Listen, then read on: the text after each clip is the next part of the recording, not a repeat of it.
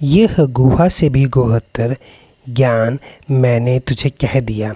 अब तू इस पर अच्छी तरह से विचार करके जैसा चाहता है वैसा कर। पूर्व श्लोक में सर्वव्यापक अंतर्यामी परमात्मा की जो शरणागति बताई गई है उसी का लक्ष्य यहाँ इति पद से कराया गया है। भगवान कहते हैं कि यहाँ गुहा से गुहतर शरणागति रूप में ज्ञान तेरे लिए कह दिया है। कर्म योग गुहा है और अंतर्यामी निराकार परमात्मा की शरणागति गुहातर है। गुहा से गुहातर शरणागति रूप ज्ञान बताकर भगवान अर्जुन से कहते हैं कि मैंने पहले जो भक्ति की बातें कही हैं उन पर तुम अच्छी तरह से विचार कर लेना।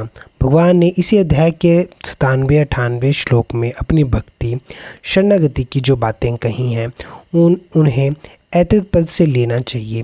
गीता में जहाँ जहाँ भक्ति की बातें आई हैं उन्हें अशेषण पद से लेना चाहिए। विमृश्यते शेषण कहने में भगवान की अत्यधिक कृपालुता की एक गूढ़ाभिसंधि है कि कहीं अर्जुन मेरे से विमुख ना हो जाए।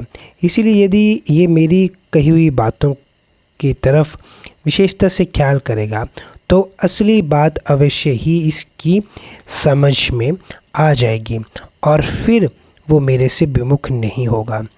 पहले कहीं सब बातों पर पूरा विचार करके फिर तेरी जैसी मर्जी आए वैसा कर, तू जैसा करना चाहता है वैसा कर। ऐसा कहने में भी भगवान की आत्मीयता, कृपालुता और हितैषिता ही प्रत्यक्ष दिख रही है।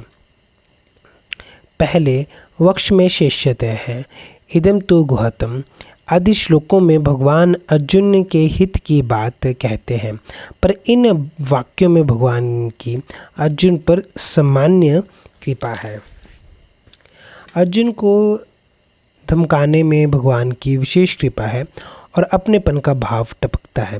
यहाँ यथे इच्छसि तथा कुरु कहकर भगवान जो अपनेपन का त्याग कर रहे हैं इसमें तो भगवान की अत्यधिक कृपा और आत्मीयता भरी हुई है।